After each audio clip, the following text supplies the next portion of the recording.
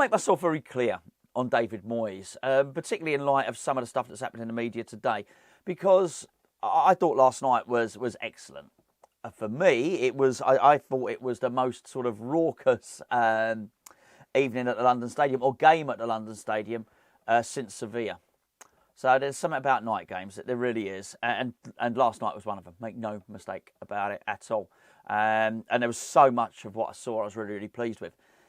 However, it started at about 10 o'clock this morning. Was Jim White on TalkSport, and it's been carried on. It's been carried on all day on all these different media formats, and I think very much the narrative is look at what David Moyes has done for you. You know, West Ham fans are ungrateful, and this is just more on top of I think the narrative that's been going on now through David Moyes' friends and supporters in the media of the last. It was really ramped up in the last week or so, hasn't it?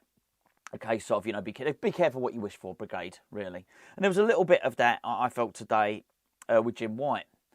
And I think the problem I had with it was I viewed last night as almost, well, I very much did, a game of two halves. I really did. But the first half was being held up as some sort of banner and some sort of example of why West Ham fans are unreasonable. So basically, the suggestion is, how dare you wish to have a new manager or wish to have a change? Because look at what he's provided you with. Look how good things were last night. This is what you're giving up. And I don't like the argument. And the reason I don't like the argument was I don't feel the first half was reflective of how West Ham usually play. We don't.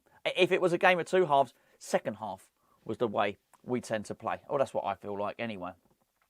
I've got no hatred, no dislike for David Moyes. I mentioned the other day, actually, I said I really dislike Sam Allardyce, and I did. I really disliked Sam Allardyce. I don't feel the same way about David Moyes. I do dislike the football, but I found it very frustrating because I felt he was incredibly close last night, and I thought in many ways the first half showed him the way, or he showed us the way. He showed himself the way, and he just couldn't stay on that path. He just cannot quite help himself. So I don't think it's fair, actually, for the wider media to look at West Ham and look at that game last night and look at that first half and say, oh, look, yeah, see, this is what it's like. This is what you like. You lot are unreasonable. Actually, that football in the first half, I love that. That's like my favourite type of football, really. Fast-paced Premier League style football. Maybe less Premier League style in recent years, but I like that. I have no problem with that at all, but we do not play like that. We do not. Spoke about, European nights and Sevilla, maybe that. I mean, it's certainly the occasion. We went, you sort of go full throttle, you go for it, you go for the jugular. Certainly the second leg against Olympique Lyonnais as well. He can do that. He definitely has the capacity to do that, particularly on European nights when he needs something. If you've not had a favourable first leg, I mean, crikey, we even saw it against Freiburg, didn't we? Really good. But this is not reflective of West Ham. He doesn't play like that against Sheffield United. He doesn't play like against Burnley. He doesn't. It's completely and utterly cautious. So I felt it really important to say that what we are seeing there is not what us West Ham fans are moaning about. I don't even know what I'm telling you. Look, anybody watching this is highly likely to be a West Ham fan. You either agree with me and you think that's the case, or you don't. But even if you disagree with me, you're not one of the mainstream media who doesn't watch West Ham games. You're going to have a nuanced opinion yourself, and I just found it quite frustrating. But anyway, myself and Gio articulated that frustration in our player ratings this morning, so we're going to throw you now a snippet of that for free. Don't worry, we're not going to ask you to pay for it at all. But all we'd like you to do is have a look at it. It's a little bit ranty, but you've got to please appreciate we have just gone out of Europe. And certainly the whole video beforehand was preceded by a lot of very good marks for a lot of good players. And I'm certainly very grateful for these European runs that David Moyes has taken us on. However, as you'll see in this video, I thought there were some pretty obvious tweaks that could have been done, and some very obvious frustrations I thought became evident throughout it, and I can't quite help, and the same as Gio will argue, can't quite help but shift what didn't happen in the January transfer window. Anyway, if you'd like to give our Patreon a trial run, the link's in the description below. We've got a free 7-day trial. By the way, we've been doing our prediction competition on Patreon.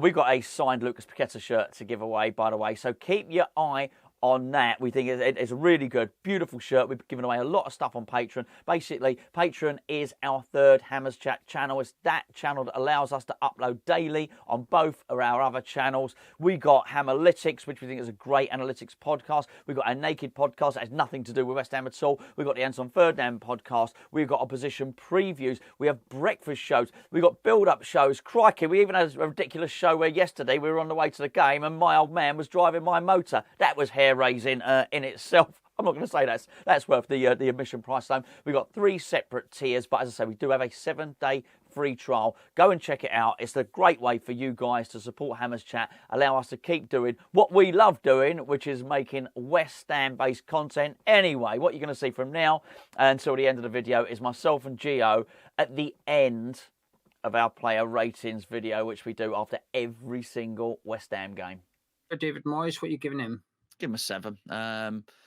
Excellent in the first half. He was absolutely right. I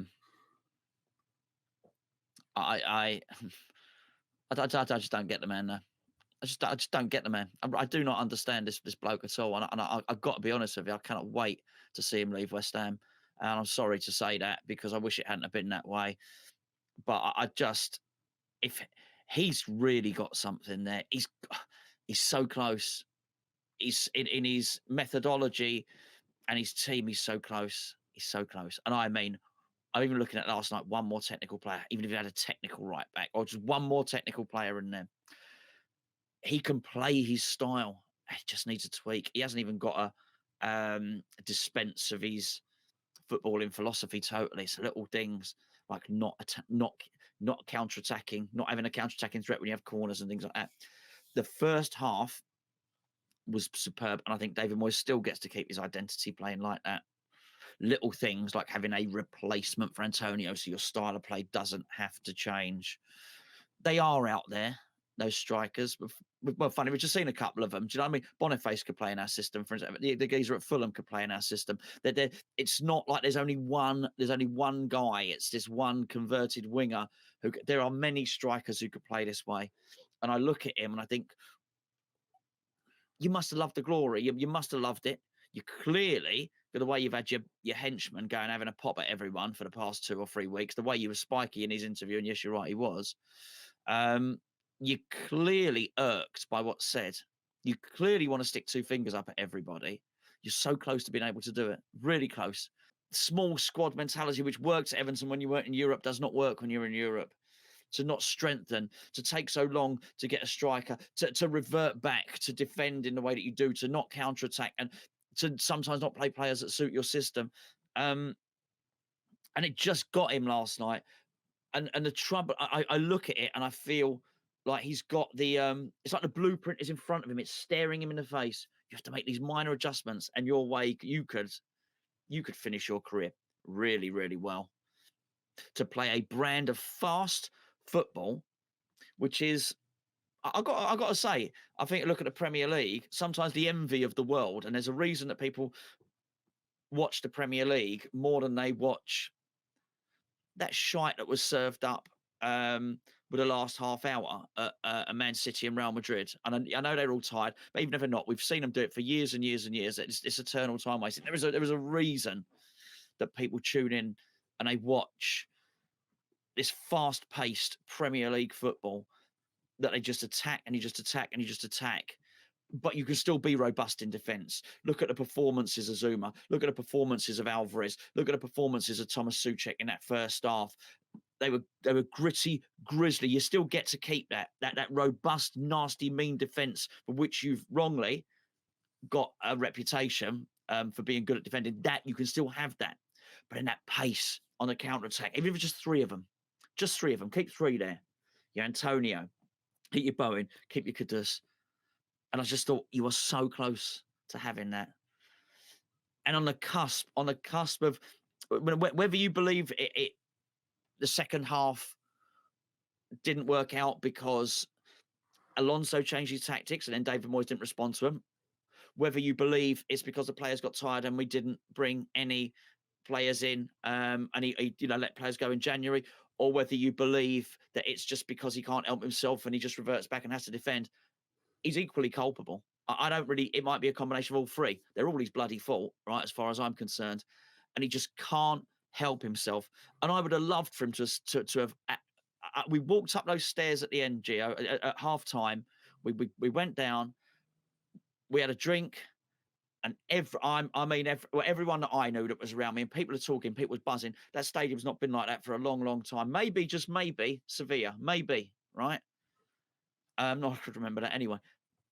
When we walked up those stairs, everyone thought we were getting more of the same in the second half. Me and Les are going forth into battle for the epic second half. Absolutely. They are rattled and they don't like it up. And I tell you now, we thought we were going to take them. And we weren't just thinking, oh, we will just carry on and beat them 1-0. We'll take their scalps. They won't be undefeated and we'll have that. It's like we got the record of beating Tottenham the first game at their ground. No, we're going to beat them. They were shitting it. Absolutely. And I think for that reason, it's frustrating. So well done, David Moyes. I'll give him a 7 out of 10. Yeah, you had it there in the first half, but you just couldn't keep it there. And then what then happened in the second half thereafter was what we're used to and what we've been used to, and answers a lot of the criticism when a lot of the press are saying, well, what's wrong with West Ham? What's wrong with West Ham? That is just too frustrating. Yeah, I'll give him a 7 as well. 10 out of 10 first half, 5 out of 10 second half. Like you said, we disagree on whether Moyes set up the second half or, in my opinion, Alonso. But like you said, Moyes is still to blame for both of them. And I've said this twice now, and I'll say this for the third and final time. The two ties against Bayer Leverkusen sum up David Moyes' tenure at West Ham United. The squad's too small. He didn't make substitutions. He went away to a big team and waved the white flag. Didn't have any belief that we could win the game, so we're going to sit back and get 0-0. But at home, we have a pop at the big boys. And do you know what? We're bloody capable of when we have a go. If that doesn't sum up David Moyes' 4 years, I don't know. A lot of disappointment and a lot of hope. Some excitement, but also a lot of disappointment thrown in there as well. And you saw David Moyes' tenure condensed down to 180 minutes against Bayer Leverkusen, in my opinion. And I don't mind him having a small squad. I don't mind that. Pep Guardiola uses the least amount of players in the Premier League, but he uses them, and that's my issue. A small squad's one thing, but you've got to make sure you use every single one of those players. You have to use them all. You've only got 18 players, that's fine, but make sure you use all 18 players. You can't just use 12 or 13.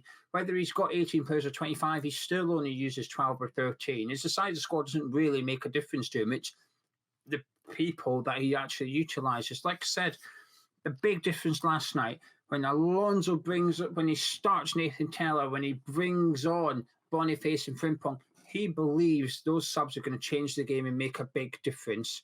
There is no way in hell David Moyes brought on Kone thinking this guy's going to make a difference. Because if he believes that, then where has he been all season? Where was he against Fulham bar the last few minutes because Earthy was knocked out? Where was he at the Bay Arena? Where was he before that? He's not being involved because David Moyes doesn't think he's good enough, doesn't like him. Whatever reason, Moyes does not want to play Maxwell Kone. Last night, 10 minutes to go in the quarter-final Europa League, we need a goal to equalise. And he brought Maxwell Cornet on. He did not do that thinking, there's the guy that's going to turn this around. He brought him on thinking, please, for the love of God, can you just do something? Can you pull out a rabbit out of a hat? Can you provide a miracle? And the worst thing is, if Cornet actually did it, I still think he doesn't get a sniff against Crystal Palace. So he'd go back to being on the bench watching West Ham play. He might then get 5 minutes instead of no minutes. That's it. But there's a significant difference between the benches in terms of ability. But what is more damning is a significant difference in belief and usage of the manager towards those players on the bench. Alonso knew, I bet you, when Kasuna come off, he probably felt he deserved to, but bet you he gets used at the weekend or the following weekend, and Xabi Alonso get his arm around him and make him feel like the best centre-back in the world. If that was West Ham, we wouldn't see that centre-back again for the rest of the season. He'd be done. But you're off now. You might as well just leave. Leave the club. That's it. Go. And it's incredibly infuriating because in the first half, I thought we were fantastic. I loved it. Half-time, I was believing we were going to do this. So we've got them. We've got them on the ropes here. Moyes has come up with the tactics. We've come up with the players have got the attitude. everything. We've got everything that we need. Like I said, he had to make a sub after half an hour. What a huge compliment that is. Yeah. There's been a few Bayer Leverkusen fans on the review I did last night. And there was a couple. Funny enough, actually, there's a couple of no-peg comments, right? There's other Bayer Leverkusen fans reply to them going, "Shut up and leave." Like, what are you doing? What are you doing? Just wish them luck, comment on the game and move along. Why are you being a dickhead? There's Leverkusen fans calling out other Leverkusen fans, but a few of them said, you probably should have been 1-0 up before half time. And there was a couple that said, we've never seen a team do that to us in the first half. What we'd seen in the first half was new. Like, we've never seen that. And they were really complimentary about us for 45 minutes, but not one person said you were really good across the whole game. Not one of them said it. It was all about that first 45. Moyes got a lot right. But just because you get something right for 45 minutes and keep doing the same thing, it's no longer the right thing. When the other manager's changing things, what you're doing might no longer be the correct thing. So when your players are knackered, when Alvarez is struggling, Ward-Prowse is struggling, it's no longer right or good enough just to leave them on. It's no longer, you're not allowed to just accept that Xabi Alonso's changed something and his team's got better. Well, you need to change something and get West Ham to get better. And that's the most frustrating thing for me, because it felt, while I'm proud of the boys' effort, it's opportunity missed. We had them on the ropes at halftime. We were 1-0 up. You could not have asked for a better scenario at halftime. We 1-0 up. The stadium's rocking. Everyone in your first 11. Look at the scores we've just done. The lowest we've given. It's a 7 for you, I think. Maybe the lowest I gave was a 6, and that was for the keeper because he didn't do enough, because he wasn't busy. Fabianski got the lowest mark, which I say, because he wasn't saving any shots. There was no shots for him to deal with. But we had it.